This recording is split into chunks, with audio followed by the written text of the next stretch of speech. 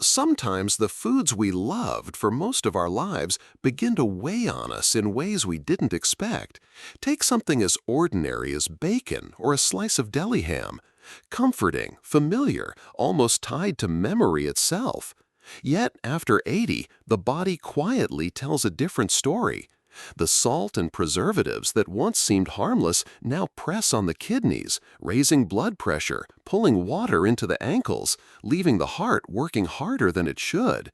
It's not about blame, and it's not about giving up pleasures. It's about listening to what your body is whispering. Margaret, who is 84, shared a story that may sound familiar. For decades, she began her mornings with a plate of bacon and eggs. It was her ritual. The smell alone felt like home. But gradually, she noticed her shoes fitting tighter by evening, her rings feeling snug on her fingers. She brushed it off as just age, until one day her doctor gently explained how hidden sodium could be the silent reason. Curious, Margaret experimented. She swapped bacon for a piece of soft poached fish, and sometimes even lentil soup for breakfast, something she never imagined she'd enjoy. Within weeks, the swelling eased, her afternoons felt lighter, and she began sleeping more peacefully at night. It wasn't a dramatic diet, it was just one kind shift. That's the lesson here. You don't need to give up the joy of food, but you can choose versions that love you back. Instead of cold cuts, maybe a slice of roasted chicken breast you prepared at home. Instead of sausages, perhaps a warm bowl of beans with herbs.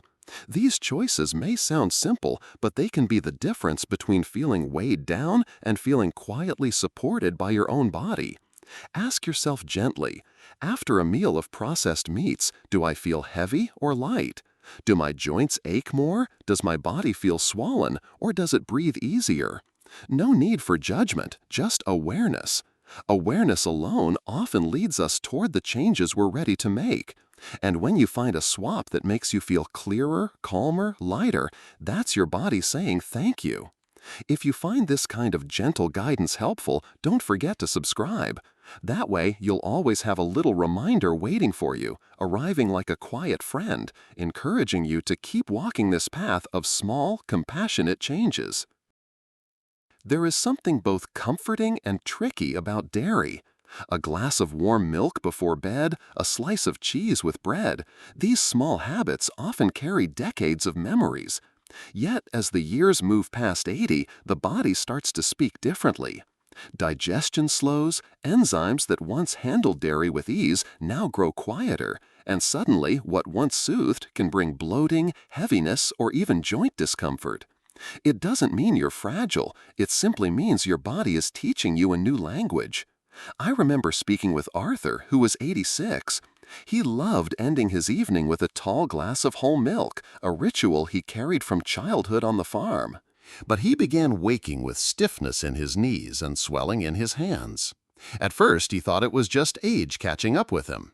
Then one evening, his granddaughter suggested trying yogurt instead of milk. To his surprise, his mornings started to feel different. Lighter, less stiff, more at ease. The simple shift from heavy dairy to a probiotic-rich, easier-to-digest option made all the difference.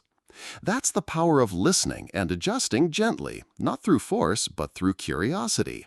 Your body, after all, is still guiding you even now. If you notice discomfort after enjoying cheese or milk, it doesn't mean you must give them up forever. It may simply be about choosing softer paths. Yogurt with live cultures, kefir, or even plant-based milks like oat or almond can give you the same comfort without the heaviness. Sometimes even a smaller portion is enough to change how your body responds. Ask yourself with kindness, after a bowl of ice cream, do I feel warmth and ease, or do I feel weighed down and unsettled? After a slice of cheese, do my hands feel flexible, or do they ache just a little more? These questions are not tests, they are gentle invitations to notice. And when you notice, you can choose, not from fear, but from care. If you find this kind of gentle reminder meaningful, I invite you to subscribe. That way, you'll always have a little voice nearby encouraging you to honor your body's wisdom and to discover new ways of feeling light, steady, and at peace. Sweetness has always carried a certain comfort, hasn't it? A slice of cake shared with friends, a pastry with morning tea, the small joy of a cookie passed from hand to hand. But as the years pass, especially beyond 80, the body no longer processes sugar with the same ease it once did. What was once a harmless pleasure can now send the blood sugar rising quickly, only to drop just as fast, leaving you drained, dizzy, or restless. It isn't about punishment or loss, it's simply about the body asking for a gentler rhythm. Medicine explains this quite clearly. With age, the pancreas produces less insulin, and the cells become less responsive to it.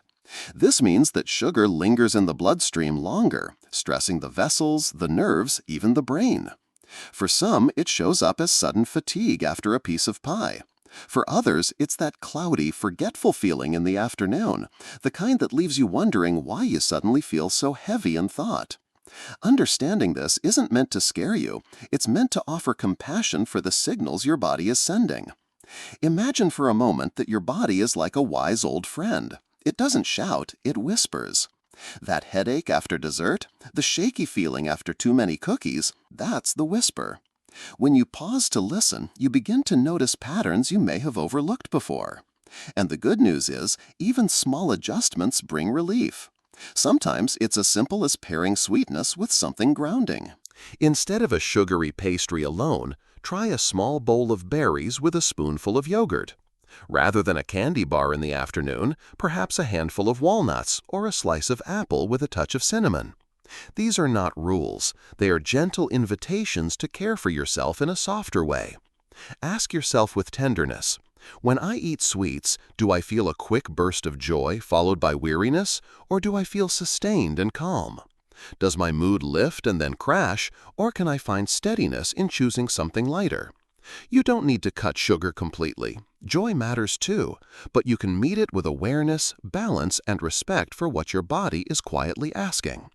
In this stage of life, every bite becomes less about habit and more about harmony. By noticing how you feel after sweetness, you are not losing pleasure. You are discovering a new kind of peace, one that lets you enjoy the sweetness of life itself without the heaviness that sugar sometimes leaves behind. When it comes to making changes in the way you eat, the most important thing is to approach it with gentleness. Your body has carried you through so many seasons of life, and at this stage it doesn't respond well to sudden, harsh rules.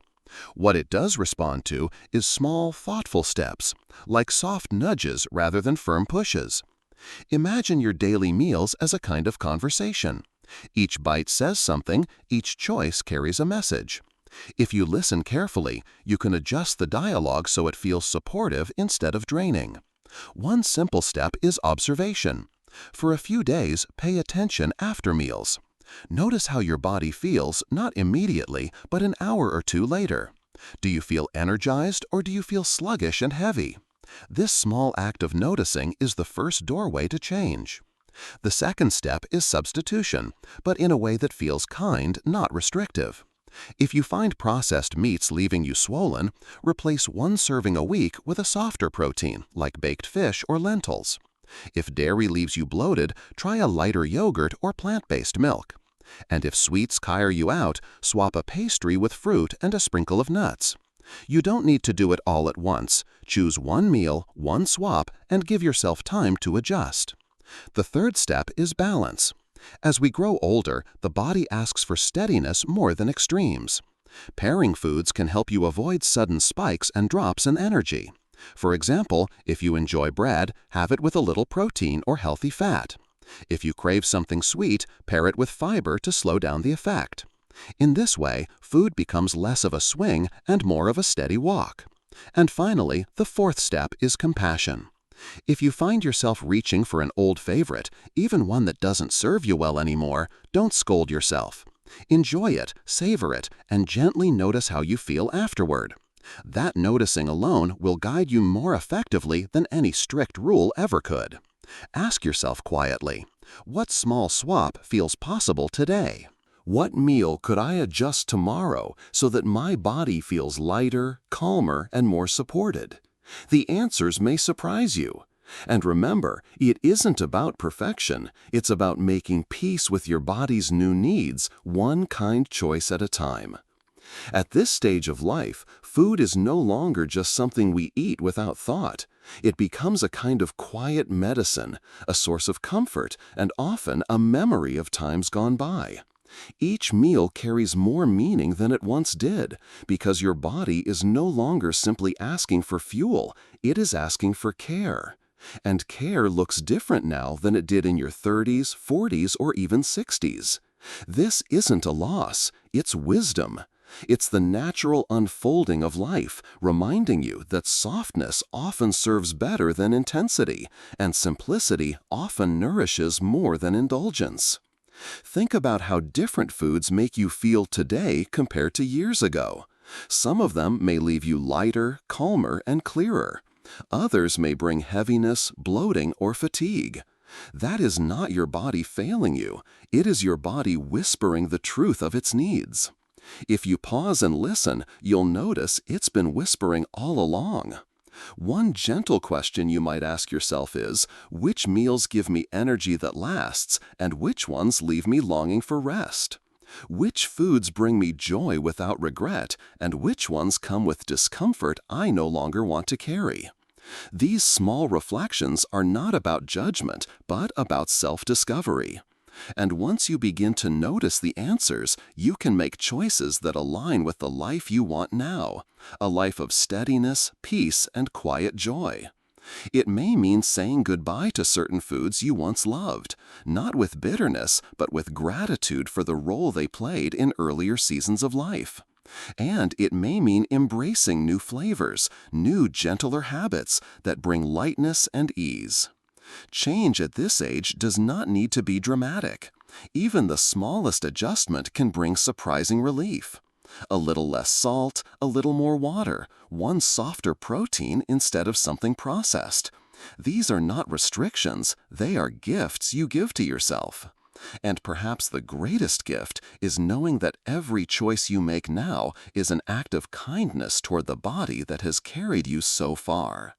If this reflection has spoken to you, I invite you to subscribe so that these gentle reminders can continue to meet you right where you are.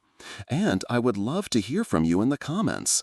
What is one food you've had to part with after 80, and what new comfort or freedom did you find in letting it go?